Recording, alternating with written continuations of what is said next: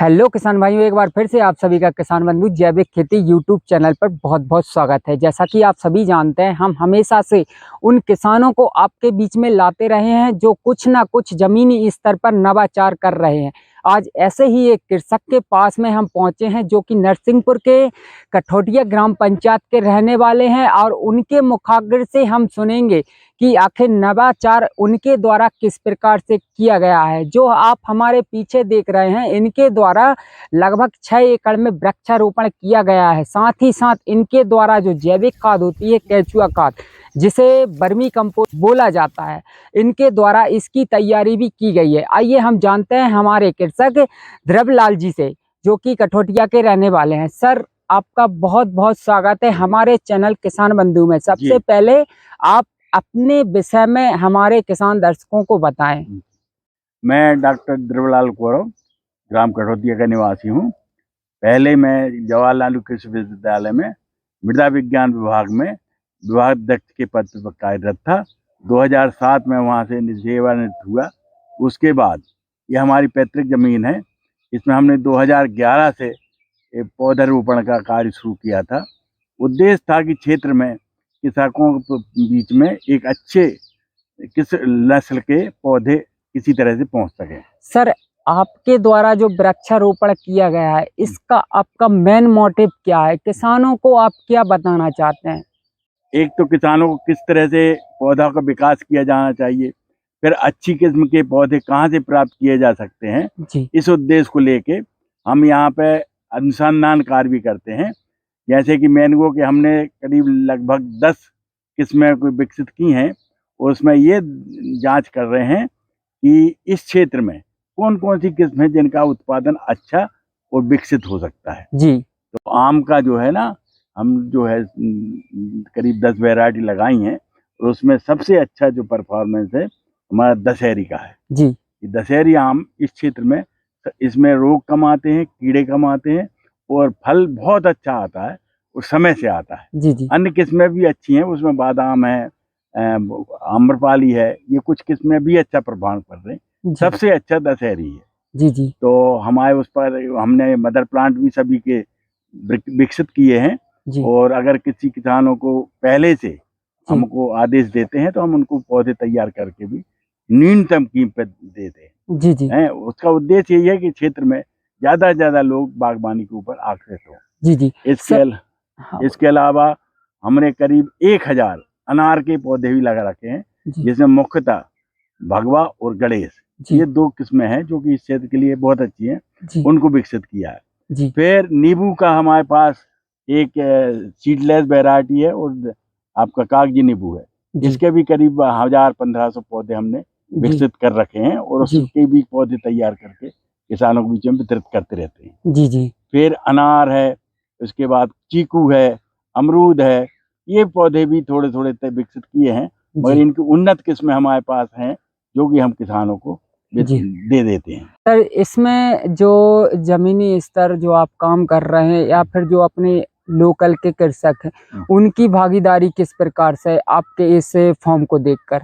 भाई, सामान्यतः सप्ताह में 1 या 2 कृषक हमारे पास आते रहते हैं। जी। जी। और महीने में 1 बार हम कृषक संगोष्ठी करते रहते हैं। जी। जी। जिसमें करीब हमारे 150 कृषक जुड़े हुए हैं। जी। जी। उसमें से कभी 25 कभी 50 कृषक आते रहते हैं जब संगोष्ठी होती है उस समय। जी।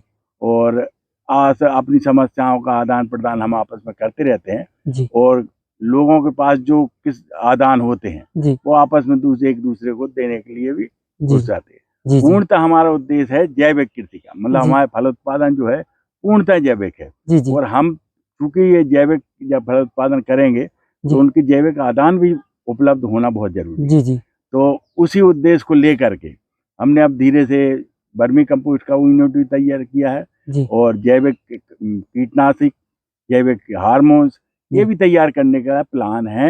और इसको 4-6 महीने के अंदर इसको हम प्रारंभ करने जा रहे हैं। तो जैसा कि सर ने हमको बताया कि इनके द्वारा जो किसानों की यह संगोष्ठी का आयोजन भी मासिक रूप में एक बार चौथे शनिवार को किया जाता है, दूसरे शनिवार या चौथे शनिवार को। इसके अलावा सर ने हमें बताया कि इनके द्वारा कंपोस्ट खाद की भी तैयारी की जा रही है, और इनके द्वारा जो कीटनाशक हैं, जो पोषक तत्व बढ़ाने के लिए आवश्यक द्रव्य पदार्थ हैं, उनका भी निर्माण किया जा रहा है। सर, इसके बाद मैं आपसे जानना चाहूँगा कि आपको क्यों लगा कि जैविक खेती करना चाहिए, और आपके जो उत्पाद तैयार कर रहे हैं आप, जो उनको किस प्रकार से आप मार्केट में या किसानों के बीच में लेकर आएंगे? चूंकि मैं मृदा विज्ञान विभाग का था जी, इसलिए पहले से हमको ये रसायनों का क्या दुष्परिणाम है जी, इसके बारे में बहुत अच्छा ज्ञान पहले से था, जी, परंतु आप कुछ कर नहीं सकते थे। जी, तो सेवानेट के बाद जी, हमका उद्देश्य यही था कि किसी तरह से किसानों को जैविक अगर उत्पाद मिल सकता है, उसमें जी, सब्जी है, फल है, अनाज है, सभी, जी, तो हमने इसका कार्य इसलिए प्रारंभ किया कि चूंकि हमारा जो ज्ञान है जी, वो उसका फायदा लेते हुए लोगों को फायदा मिले, जी, जी, और कैसे जैविक खेती कर सकते हैं जी, इसका ज्ञान भी लोगों को बांटते रहते हैं। जी, जी। जी। सर, आपकी बहुत अच्छी सोच है। कहीं न कहीं स्वास्थ्य के प्रति जागरूकता आपके द्वारा फैलाई जा रही है। जो स्वास्थ्य के प्रति जागरूक है और जो स्वस्थ रहना चाहते हैं, उनको कहीं न कहीं जैविक कृषकों के साथ जुड़कर रहना चाहिए। सर, इसके बाद मैं जानना चाहूँगा कि आप जो कंपोस्ट स्टार्ट कर रहे हैं, ये काफ़ी मात्रा में आपके द्वारा तैयार की जा रही है। इसको सेलिंग या फिर अपने खुद के उपयोग के लिए आप तैयार करेंगे? देखो, पहले तो हमें अपने फलों के लिए भी देना बहुत आवश्यक है, जी, जी, क्योंकि ये प्रारंभिक अवस्था में है जी, और इनको अगर सभी पोषण देंगे जी, तभी इनका उत्पादन बढ़ेगा। जी, जी, इसके अतिरिक्त अगर कोई कृषक जी, पहले से अनुरोध करता है जी, तो हम उसके लिए भी तैयार करके देते हैं। जी, जी, तैयार करके रखते नहीं हैं, जी, जी, क्योंकि साले हम उपयोग कर लेते हैं, मगर जी, अगर किसी कृषक का कोई हमें पहले से ज्ञान होता है कि इसको जी, चाहिए, तो जी, उसको भी हम प्रायोरिटी पर दे देते हैं जी, और अपने लिए अपना अलग से तैयार करके जी, देते हैं। जी, तो इस तरह से हमको अच्छा, हम विभिन्न तरह के जो है कंपोस्ट, वर्मी कंपोस्ट है, जैसे सुपर कंपोस्ट है, जी, उसका भी प्लान है हमारा तैयार जी, करने का। जी, फिर वर्मी बास है और बहुत सारे आदान हैं जो कि जी, आवश्यक हैं, जी, कीटनाशक है या हार्मोन्स हैं, इनका भी ज़रूरत किसान को पड़ती है, जी, और वो ये अगर वो चीज़ें नहीं पहुँचेंगे तो जैविक खेती से वो हट जाएगा। जी, इसलिए जैविक खेती के लगभग सभी आदान जी। हम कोशिश करेंगे कि लोगों को पहुँचाएँ। सर, तो जैसा कि आप कृषि विभाग से जुड़े हुए प्रोफेसर हैं और आपके द्वारा जो सेवाएँ किसानों को दी गई हैं, इसको ध्यान में रखते हुए आप उन किसानों को क्या कहना चाहते हैं जो जैविक खेती करना चाहते हैं? देखिए, प्रारंभ में जैविक खेती में कुछ उत्पादन कम होता है, जी, तो इसलिए कृषक जो है इससे विचलित होते हैं। जी, परंतु हमारे मार्गदर्शन में अगर वो कार्य करते हैं जी, तो प्रारंभ प्रथम वर्ष से भी उनको उत्पादन में कोई कमी नहीं आएगी। जी, उसके विभिन्न आयाम होते हैं जी, कि आप किस तरह से सब्जी लगाइए, फल लगाइए, और जी, उनकी मल्टी क्रॉपिंग करिए, जी, तो आपका जो है जब तक फल आएँगे जी, उसके पहले ही आपकी आमदनी बराबर बनी रहे, जी, इसका पूर्ण ध्यान दिया जाता है। जी, जी, परंतु कहीं भी बाग लगाने के पहले जी, आपको संपर्क करना बहुत आवश्यक है, जी, जिससे कि उसका सही सही आप उसका विचार कर सकें, किस जी, तरह की ज़मीन में कौन-सा फल लगाएँगे, किस दिशा में लगाएँगे, क्या करेंगे, ये सारी चीज़ें अगर हैं, तो जी, कहीं भी इसमें नुकसान की संभावना नहीं है।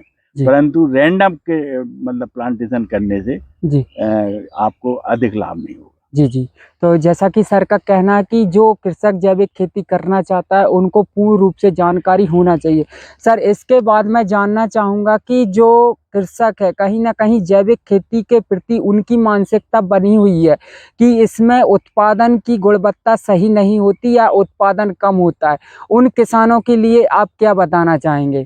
देखिए, इसके प्रति मैं अपना थोड़ा-सा अनुभव आपको बताऊँ जी, कि जैविक उत्पाद जो होते हैं, जी, सब उनकी एक तो क्वालिटी बहुत अच्छी होती है, जी, दूसरी उनकी कीपिंग क्वालिटी बहुत अच्छी होती है। जी, यानी इसका फल और सब्जी को जी, आप सामान्यतः 2 या 3 दिन रखते हैं, जी, इसको 1 या 2 हफ्ते भी रखेंगे तो उसकी गुणवत्ता में कोई कमी नहीं आती। जी, परंतु उसमें रसायन बिल्कुल नहीं होना चाहिए। जी, तो सब, और दूसरे उसका टेस्ट जो है, जी, स्वाद बहुत अच्छा होता है, जी, और दूसरे उत्पादन भी बहुत अच्छा होता है। जी, जी, परंतु थोड़ा-सा सब्र लोगों को रखना पड़ेगा जी, और उसका ज्ञान पूरा ले लेना चाहिए। जी। अधूरा ज्ञान लेके के आप करोगे काम तो नुकसान होगा। जी, जी। सर, तो जैसे आपने जब कंपोस्ट स्टार्ट की, हुँ। और इसको आपने बनाना स्टार्ट किया, तो इसके लिए जो जानकारी जो केंचुआ है और इसको कैसे तैयार करना चाहिए, इसके विषय में थोड़ी सी जानकारी दें।